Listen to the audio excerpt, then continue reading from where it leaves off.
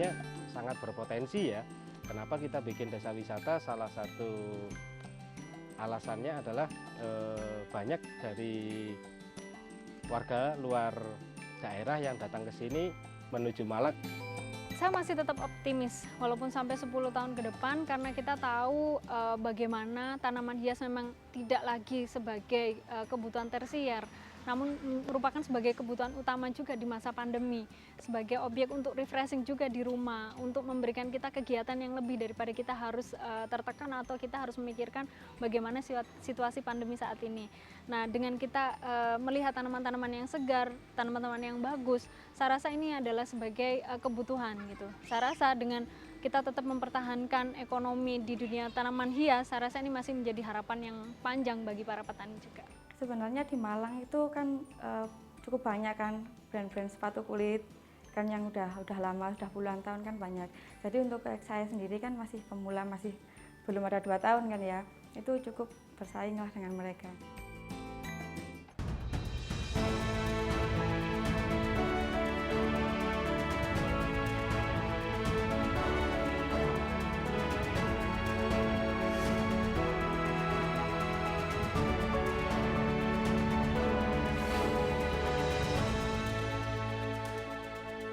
In association with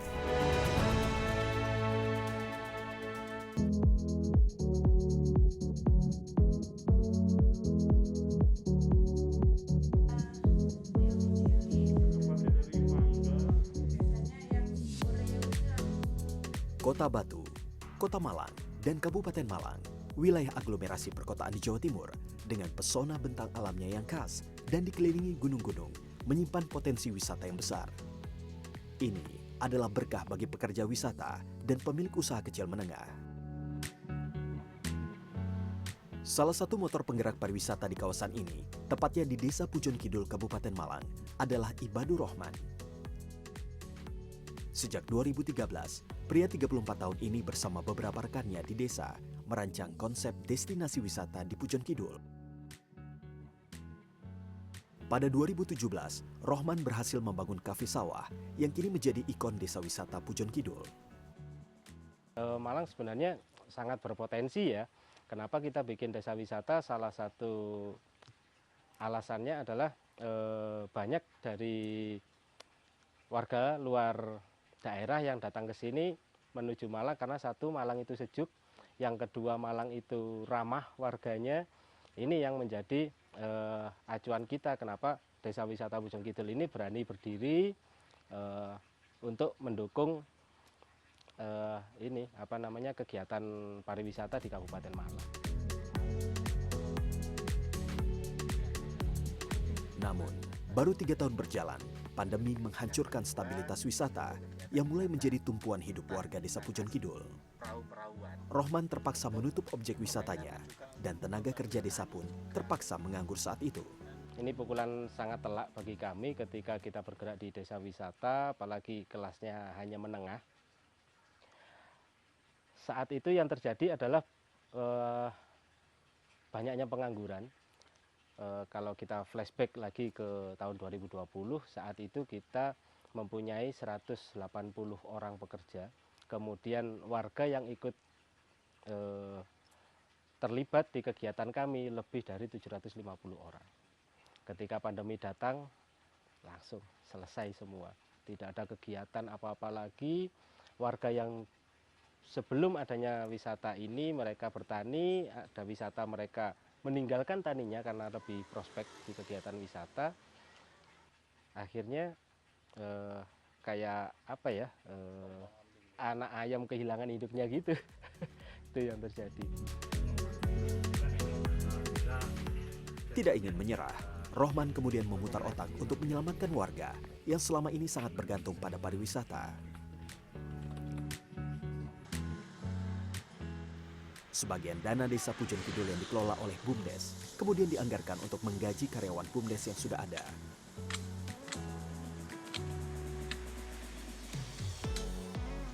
Rohman kemudian merekrut beberapa warga yang mengalami kesulitan akibat pandemi untuk berpartisipasi di BUMDes.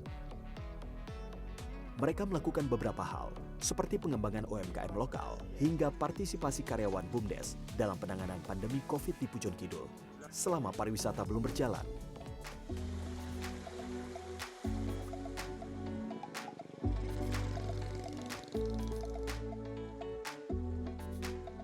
Sementara di Kota Batu, ratusan petani bunga hias di Desa Sidomulyo juga terpukul secara ekonomi akibat pandemi. Hal ini juga dirasakan langsung oleh Ketua BUMDes Sidomulyo, Dwi Lili Indayani. Sebagai orang yang memotori dan mengkoordinasi penjualan bunga hias di desa, Lili tahu persis besarnya kerugian akibat pandemi. Sangat terdampak pada saat itu. Jadi di awal-awal pandemi itu 3 bulan pertama kita lockdown.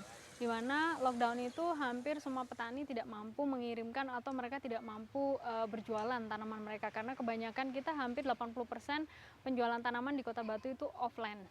Nah, otomatis dengan tidak bisanya mengirim tanaman, banyak sekali tanaman-tanaman yang membludak gitu. Dan ini menjadi sangat kekhawatiran juga bagi petani. Mereka tidak mampu memutar roda ekonominya di mana mereka sangat bergantung sekali dengan dunia pertanian, khususnya tanaman hias. Pada 2021, tercetuslah ide untuk membuat mall bunga. Inovasi yang digagas oleh Lili bersama BUMDes Sidomulyo ini menjadi strategi pemasaran baru tanaman hias di Sidomulyo. Pandemi juga dipandang Lili sebagai peluang untuk menggenjot penjualan tanaman hias selama masa pembatasan aktivitas masyarakat. Sebenarnya ide ini adalah kita tahu di daerah sini atau di desa Sidomulyo sini adalah penghasil hampir 80% dari tanaman di Kota Batu. Nah, mereka bisa menjual offline. Selama pandemi mereka tidak mampu menjual kemana-mana. Secara tidak langsung dengan konsep mall bunga ini adalah bagaimana kita mengemas sebuah pemasaran untuk bisa dikenal keluar gitu. Padahal semua petani sudah ada gitu, tapi bagaimana kita berinovasi membuat pembeli atau end user itu berpikir bahwa oh aku pengen ke sana gitu, walaupun tempatnya pasti sama, tapi dengan konsep mall bunga di mana one stop shopping plan, harapannya adalah wisatawan yang datang mereka tuh bisa membeli seluruh tanaman yang mereka inginkan. Jadi tidak hanya tanaman hias tapi bisa juga tanaman buah, tanaman sayur, tanaman obat gitu. Nah, disitulah tercetuslah ide bagaimana kita bisa menjual dengan konsep one stop shopping plan. Jadi mall bunga. Pertanian bunga hias di Desa Sidomulyo Batu sudah ada sejak 1980-an. Namun bunga hias dari Sidomulyo baru mulai dikenal masyarakat luas di era 2000-an. Panorama desa ini pun semakin cantik dengan hamparan tanaman hias di sudut-sudut jalan desa.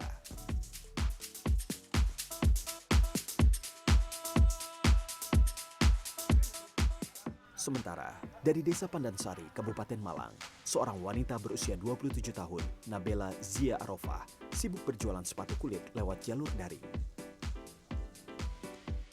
Usaha milik Nabela diberi nama Glow Shoe dan menjadi salah satu usaha sepatu kulit yang cukup berkembang di wilayah Malang. Sebenarnya di Malang itu kan cukup banyak kan brand-brand sepatu kulit kan yang udah lama, udah puluhan tahun kan banyak. Jadi untuk saya sendiri kan masih pemula, masih belum ada 2 tahun kan ya, itu cukup bersaing lah dengan mereka. Cuma kalau untuk brand saya sendiri, saya harus bisa menciptakan brand yang berbeda dari brand-brand yang lain. Berbisnis di saat pandemi sungguh tidak mudah bagi Bella. Usaha yang baru dirintisnya pada akhir 2019 ini dimulai dari produksi sepatu boots musim dingin yang biasa ia jual ke mancanegara. Ketika wabah melanda, banyak orang tidak lagi melakukan perjalanan ke luar negeri. Ini berdampak negatif terhadap usahanya. Kalau dulu waktu jadi reseller kan itu kan lumayan banyak kan permintaan sepatu boot. Jadi untuk orang ke luar negeri itu lumayan banyak. Waktu akhir 2019 kan masih bisa kan orang keluar itu. Jadi masih banyak itu permintaan sepatu boot kulit. Terus setelah sekitar pandemi masuk ke Indonesia itu lumayan menurun untuk permintaan sepatu boot. Jadi aku nyoba bikin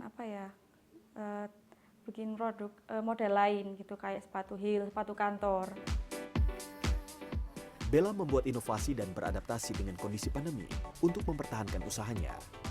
Ia kini tetap memproduksi sepatu kulit, Namun tidak hanya jenis boots, ia juga membuat beragam sepatu hak dan sepatu harian berbahan kulit.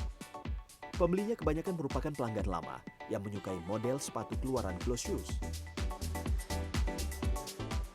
Adaptasi serta inovasi yang dilakukan oleh pelaku wisata dan UMKM adalah kunci untuk mampu bertahan menghadapi badai pandemi. Di awal pastinya mereka semua shock gitu. Shocknya adalah saya biasanya tidak pernah melakukan pembayaran melalui online gitu, atau misalnya cashless lah gitu. Dengan pembayaran melalui QRIS atau mereka pembayaran melalui transfer, kadang mereka berpikir apakah ini beneran nanti uangnya bisa masuk gitu.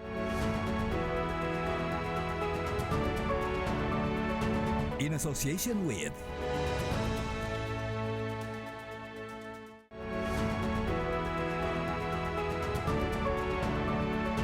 In association with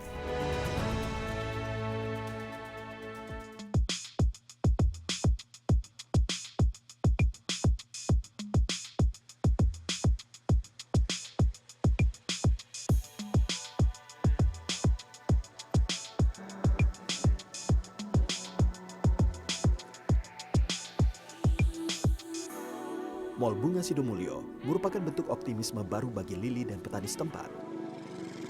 Dibuka pada Juni 2021, dalam 3 bulan penjualan bunga meningkat hingga 300%. Meski masih dalam proses pengembangan dan adaptasi, konsep pemasaran mall bunga disambut baik oleh para petani.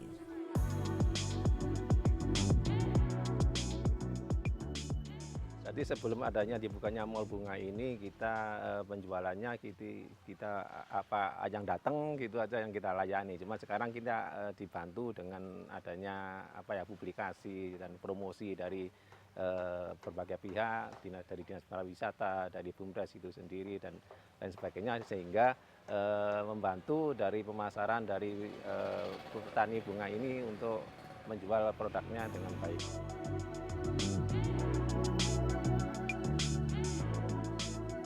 Konsep penjualan di mall bunga memanfaatkan perkembangan teknologi. Salah satunya adalah meninggalkan pembayaran secara tunai dan menggantinya dengan dompet digital. Lili sadar betul, mengubah kebiasaan lama di tempat ini membutuhkan waktu dan kesabaran. Di awal pastinya mereka semua shock gitu. Shocknya adalah saya biasanya tidak pernah melakukan pembayaran melalui online gitu, atau misalnya cashless lah gitu. Dengan pembayaran melalui QRIS atau mereka pembayaran melalui transfer, kadang mereka berpikir apakah ini beneran nanti uangnya bisa masuk gitu. Jadi ada keraguan dulu di para petani, yang akhirnya kita coba jelaskan lagi bahwa ada sistem keamanan, ada sistem bahwa dengan cashless tadi itu sangat mengurangi kontak dengan end user, yang akhirnya itu akan bisa menghambat juga dari penyebaran COVID sendiri. Untuk pengembangan mall bunga, Lili bersama anggota BUMDes lain juga telah menyiapkan platform penjualan online melalui website Geria Flora. Lili juga membuat konsep pengolahan fragancia floris, yaitu dengan membeli bunga tangkai yang hampir mati dari petani untuk diolah kembali. Itu dijadiin hiasan gitu ya Mbak ya? Banyak sekali, bisa didekorasi lagi. Dan dijual dong? Ya dijual, dan harganya lebih tinggi pastinya. Berapa persen kenaikannya Mbak? 300%. Dari harga basic pokok per tangkainya, misalnya kita anggap 5.000, kita bisa jual 15.000 sampai 20.000. Wow, ini ekonomisnya naik banget ya. Sangat. Oke, coba kita nyalain ya Mbak. Oke. Jadi di sini dia muter, ada panas, hawa panas yang selalu ini. Tutup. Dan kita tutup deh. 8 jam. Ya, 8 jam dengan suhu rata-rata 45 derajat.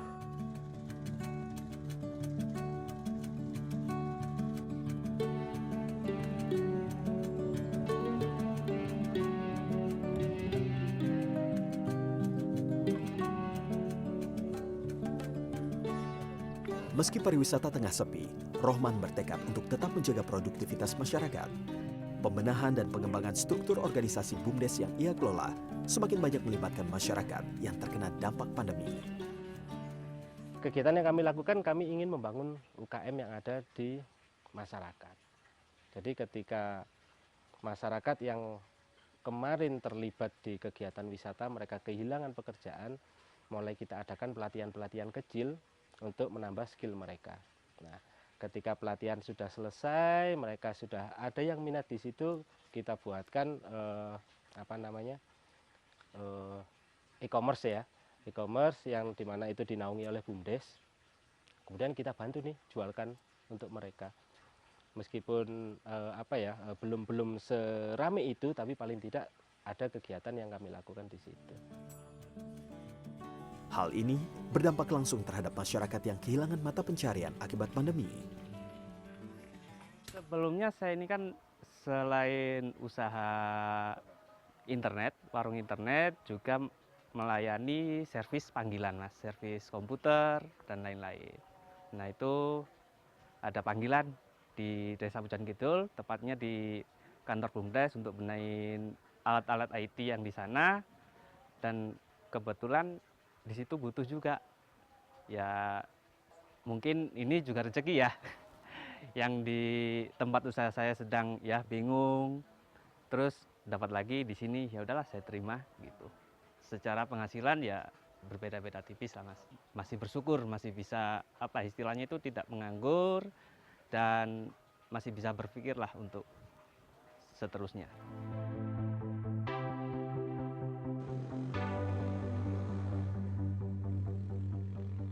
Rohman merasa dana BUMDes yang dikelola tidak akan cukup untuk menopang perekonomian masyarakat desa secara terus-menerus.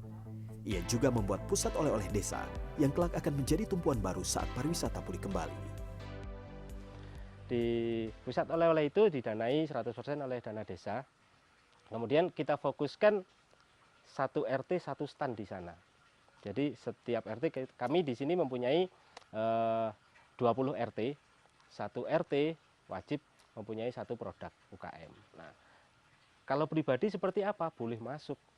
Karena prioritas kita adalah warga Pujon Kidul. Kemudian dalam skala besarnya kami juga menampung UKM se-Kabupaten Malang.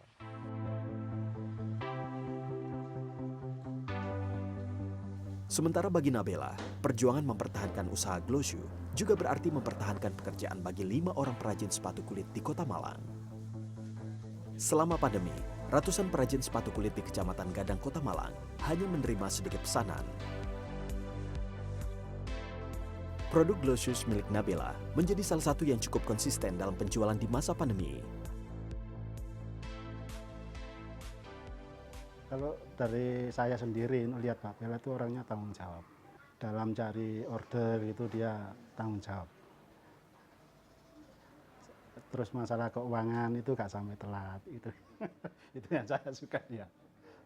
Jadi waktu pesanan itu langsung ada DP gitu Mas. Nah, itu baiknya.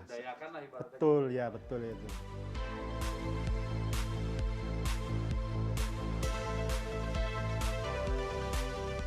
Selama pandemi, penjualan sepatu kulit masih menggunakan sistem pre-order. Dengan bertambahnya jumlah pesanan, Nabila melibatkan lebih banyak perajin sepatu.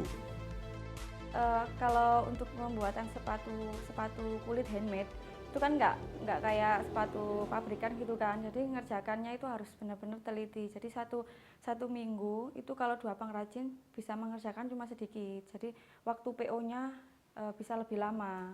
Akhirnya aku kalau satu minggunya ada 25 pasang.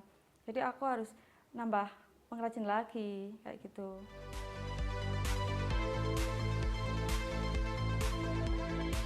Saat ini, Bella hanya ingin fokus untuk terus memasarkan produknya agar ia dan para perajinnya tetap menerima pemasukan.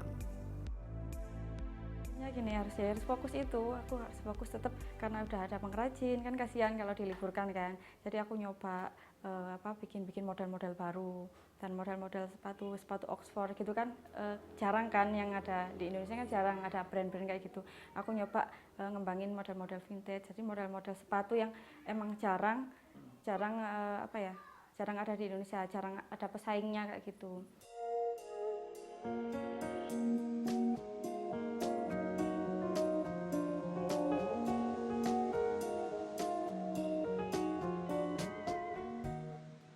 Ya, sebagai tokoh sentral pemuda di sini karena posisi yang sangat strategis di BUMDesa. Karena BUMDesa kami itu mempunyai 11 unit usaha, di mana di bawah kepemimpinan Mas Ibadur Rohman ini terus berkembang.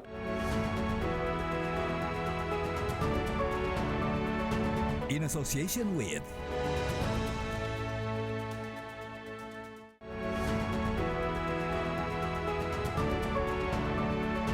In association with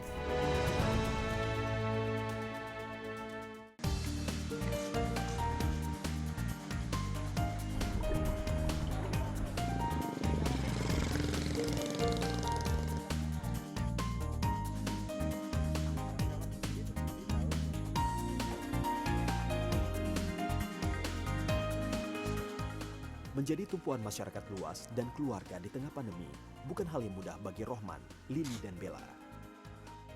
Konsistensi yang mereka tunjukkan dalam inovasi dan adaptasi untuk mempertahankan usaha menjadi inspirasi bagi perangkat desa, juga keluarga terdekat.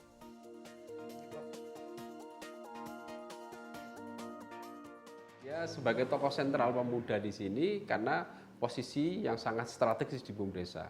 Karena BUMDesa kami itu mempunyai 11 unit usaha, di mana di bawah kepemimpinan Mas Ibadur Rohman ini terus berkembang dengan adanya inovasi-inovasi baru bersama tim tentunya. Mas Ibadur tidak bekerja sendiri, tapi ada teamwork yang diajak bekerja. Tetapi sosok kepemimpinan seseorang itu juga akan sangat berpengaruh kepada roda organisasi.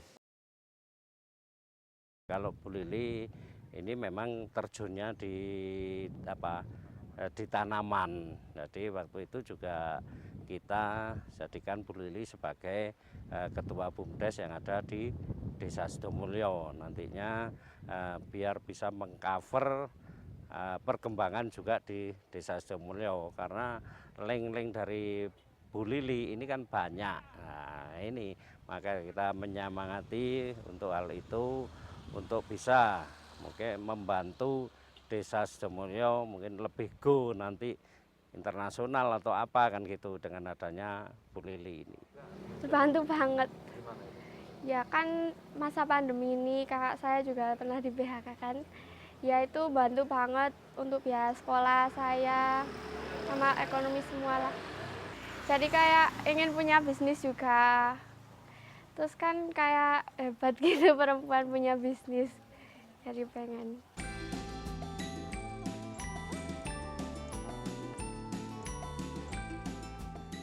Terlepas dari semua yang sudah berjalan, tanda tanya, apakah situasi dapat kembali seperti sedia kala tetap ada di benak mereka. Namun Lili, Rohman, dan Nabela merasa pandemi telah memberikan pelajaran yang amat berharga. Ini menjadi modal bagi mereka untuk terus berkembang dan bermanfaat bagi orang banyak.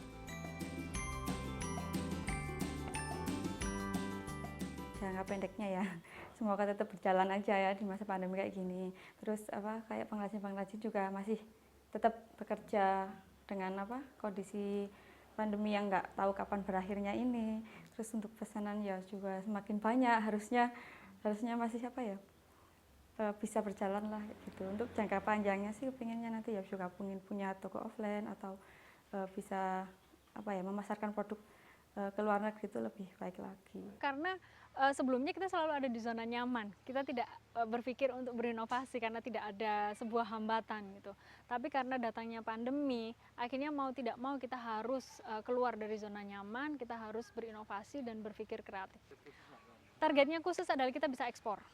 Jadi kalau selama ini kita banyak sekali tanaman yang masih kita impor atau kita ambil dari luar negeri, harapannya kita bisa mampu bersaing dengan pasar internasional.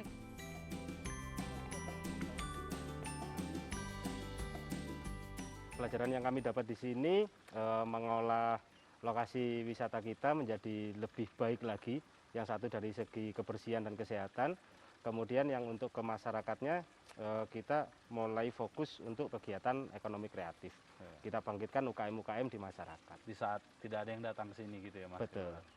Yang kita targetkan di tahun ini sebenarnya lebih ke wisata eksklusif, bukan wisata massal lagi, karena mengingat keadaan pandemi nggak memungkinkan untuk massal, jadi kita ke depan akan membangun beberapa destinasi wisata baru, di mana itu nanti targetnya adalah keluarga kecil.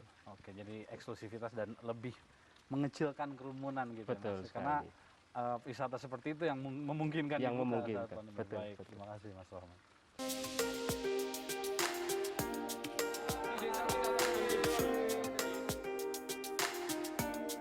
Untuk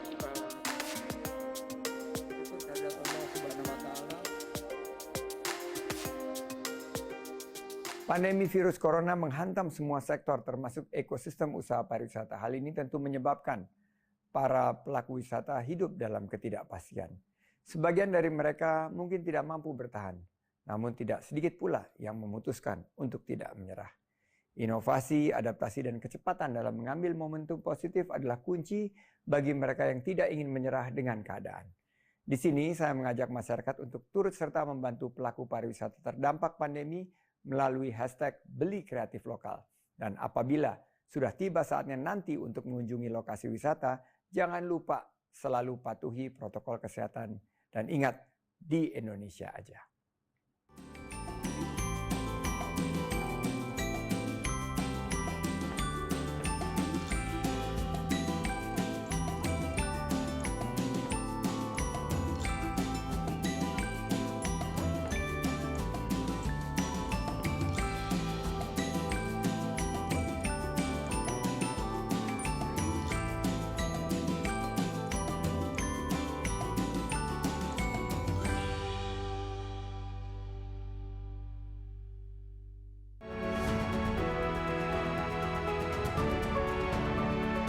In association with